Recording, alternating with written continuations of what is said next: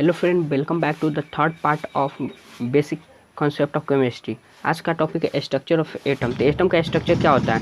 Atom के किसी भी एलिमेंट के एटम के बीच में न्यूक्लियस रहता है जिसमें प्रोटॉन प्लस न्यूट्रॉन रहता है। प्रोटॉन का पॉजिटिव चार्ज होता है और न्यूट्रॉन का न्यूट्रल चार्ज होता है, इसी के लिए वो न्यूक्लियस में पॉजिटिव चार्ज रहती है। उसके बाद उसके न्यूक्लियस के चारों ओर इलेक्ट्रॉन घूमता रहता है, इलेक्ट्रॉन का नेगेटिव चार्ज होती है। तो हम लोग को आप डायरेक्ट वैलेंसी के बारे में जानने के लिए कुछ वर्ड जानना पड़ेगा। जैसे फर्स्ट ऑर्बिट के कैपेसिटी कितना है इलेक्ट्रॉन रखने के लिए, और किसी भी ऑर्बिट का कैपेसिटी निकालना है तो उसका फॉर्मूला होता है 2n²। और इसमें फर्स्ट ऑर्बिट से n के जगह फर्स्ट डाल दो, 2 इंटू n के जगह फर्स्ट डाले n, तो 1 का square equal to 2 into 1 equal to 2। First orbit का कैपेसिटी 2 है। उसी तरह से सेकेंड ऑर्बिट का कैपेसिटी निकाल लेते हैं, 2n² है। 2 इंटू n के जगह पर 2 हो जाएगा तो 2 का स्क्वायर, तो 2 into 4 equal to x। Second orbit का कैपेसिटी 8 है। उसी तरह से थर्ड ऑर्बिट का कैपेसिटी निकाल लेते हैं, 2n² होता है फार्मूला, तो 2 इंटू n का स्क्वायर किए तो 3 का स्क्वायर 9 हो जाएगा, 2 इंटू 9 इक्वल टू 18। उसी तरह से फोर्थ ऑर्बिट का n का कैपेसिटी तो 32 होगी। मतलब फर्स्ट ऑर्बिट 2 से ज़्यादा इलेक्ट्रॉन नहीं रख सकती, थर्ड ऑर्बिट 18 से ज़्यादा नहीं रख सकती, सेकेंड ऑर्बिट 8 से ज़्यादा नहीं रख सकती, और फोर्थ ऑर्बिट 32 से ज़्यादा इलेक्ट्रॉन नहीं रख सकती है। अब बात करते हैं, मान लीजिए x कोई भी एलिमेंट है, तो ऊपर a लिखा रहता है और नीचे z रहता है। तो इसका a का मतलब होता है एटॉमिक मास, और z का मतलब होता है एटॉमिक नंबर। फॉर एग्जाम्पल लिखा रहता है Na2311, तो 23 उसका सोडियम का एटॉमिक मास है और एटॉमिक नंबर 11 है। और किसी भी न्यूट्रल एलिमेंट में number of electron equal to number of proton होता है, दोनों इक्वल होता है। तो पॉजिटिव और नेगेटिव एक दूसरे से कैंसिल करके न्यूट्रल बन जाती है। तो कोई भी एटम इलेक्ट्रिकली न्यूट्रल होता है। नंबर ऑफ न्यूट्रॉन निकालना हो ना, नंबर ऑफ न्यूट्रॉन का फॉर्मूला होता है atomic mass minus atomic number. For example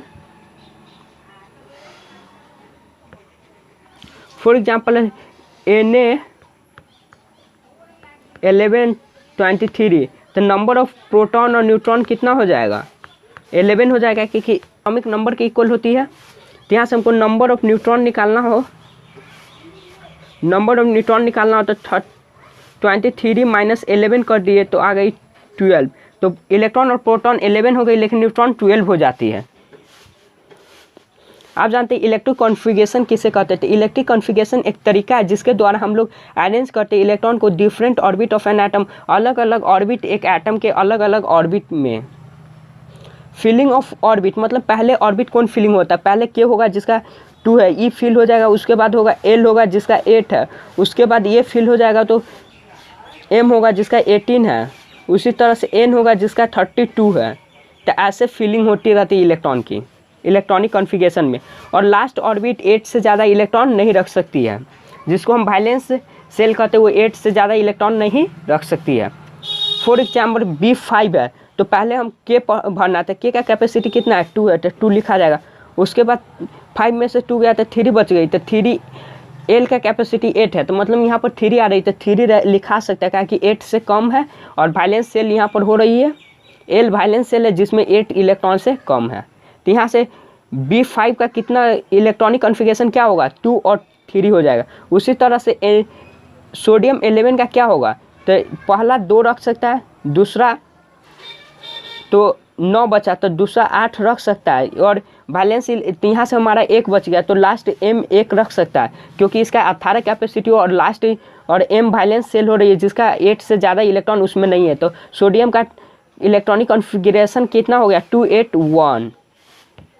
उसी तरह से कैल्शियम है 20, तो पहला ऑर्बिट 2 रख सकती है, इसका कैपेसिटी है, सेकेंड भी 8 रख सकती है, तो हो गई 10 हो गई, और बचा 10। तो 10 इसमें हम लिख सकते हैं, लेकिन हम लोग नहीं लिख पाएंगे क्योंकि ये लास्ट सेल हो जा रही है और इसमें लास्ट सेल में 8 से ज़्यादा इलेक्ट्रॉन नहीं रखेंगे। तो यहाँ पर 10 न लिख कर 8 लिख देंगे, क्या कि 18 इसका कैपेसिटी और 8 ये रख सकता है। तो हो गया 2 8 10 8 18, और लास्ट को 2 लिख देंगे। और लास्ट वैलेंस शेल 2 हो रहा है और वैलेंस शेल का नाम क्या है, n है। उसी तरह से x 15 है, x 50 है, तो पहला कितना रख सकता है, पहला 2 रख सकता है, दूसरा 8 रख सकता है, अब बचा 40, तीसरा 18 भी रख सकता है, 28 हो गया, अब बचा 22। तो 22 बचा, तो इसमें n में हम 22 लिख सकते हैं, लेकिन नहीं लिख पाएंगे, क्या है कि लास्ट सेल वैलेंस सेल 8 से ज़्यादा नहीं होना चाहिए, तो इसीलिए 18 लिखा जाएगा। अब बचा 36, 44, 46 और लास्ट में 4 लिख देंगे। ये 4 वैलेंस सेल 8 से कम है। इसी तरह से x50 का इलेक्ट्रॉनिक कॉन्फ़िगरेशन क्या हो गया, 2, 8, 18, 18, 4।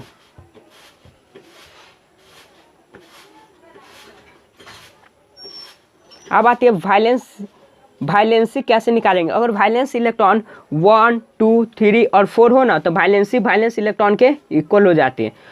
और वैलेंस इलेक्ट्रॉन 5, 6, 7 हो ना, तो वैलेंसी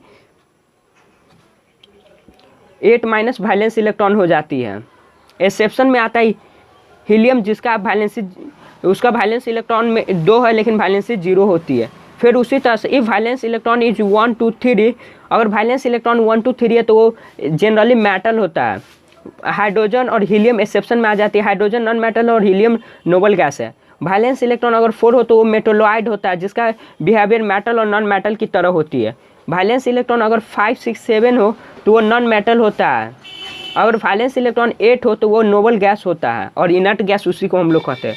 मेटल हमेशा लूज करता है valence electron and became positively charge ion called cation. मतलब मेटल हमेशा वैलेंस इलेक्ट्रॉन को लूज कर देता है और पॉजिटिव चार्ज अपने ऊपर बना लेता है, उसको हम कैटायन कहते हैं। और मेटल लूज क्यों करता है, क्योंकि उसमें लास्ट में ना कुछ 1, 2, 3 वैलेंस इलेक्ट्रॉन बच जाता है, जो कि वो लूज करके नोबल गैस के कॉन्फ़िगरेशन पा लेता है और स्टेबल हो जाती है। कुछ एग्जाम्पल देखते हैं। जैसे सोडियम 11 है, तो सोडियम का इलेक्ट्रॉनिक कॉन्फ़िगरेशन 2, 8, 1 है।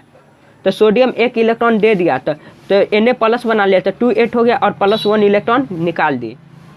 फिर अल्मुनियम है, तो अल्मुनियम का इलेक्ट्रिक कॉन्फ़िगरेशन 2, 8, 3 होती है, तो वो 3 इलेक्ट्रॉन दे दिया, तो Al3 + 2, 8 इसका इलेक्ट्रॉनिक कॉन्फ़िगरेशन हो गई और 3 इलेक्ट्रॉन दे दी।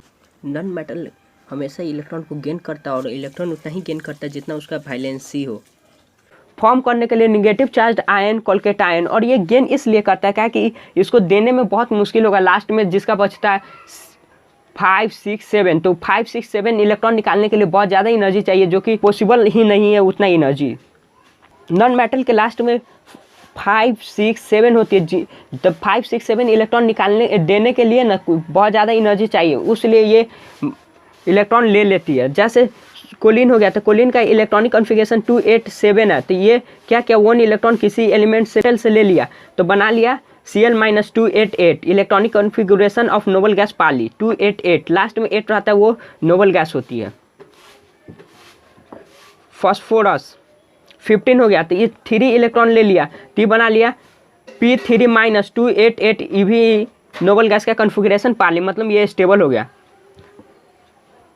अब देखते हैं और इनऑर्गेनिकल एसिड। तो इनऑर्गेनिकल एसिड वैसा होता है जिसमें कोई कार्बन एटम नहीं पाया जाता है। ऑर्गेनिकल एसिड वैसा होता है जिसमें कार्बन एलिमेंट पाया जाता है। सब मिनरल एसिड और इनऑर्गेनिकल एसिड के नाम जानते हैं, जैसे हाइड्रोक्लोरिक HCl, इसमें कार्बन का कोई भी कंपाउंड नहीं पाया जाता है। Sulphuric acid H2SO4, nitric acid HNO3, phosphoric acid H3PO4। और मिनरल एसिड और inorganical acid generally strong in nature होती है। सो हम बेस के बारे में जानते हैं। बेस ना मेटल हाइड्रो ऑक्साइड होता है, sodium oxide NaOH, potassium oxide POH, calcium oxide CaOH2, aluminium hydroxide AlOH3। All the radicals are negative charge ion. जितना भी रेडिकल्स होता है सब नेगेटिव चार्ज आयन होता है। जैसे फॉस्फेट तो PO4 3- phosphate, sulphate SO4 2-, nitrate NO3 1-। Thank you for watching my video. Roshan Kumar.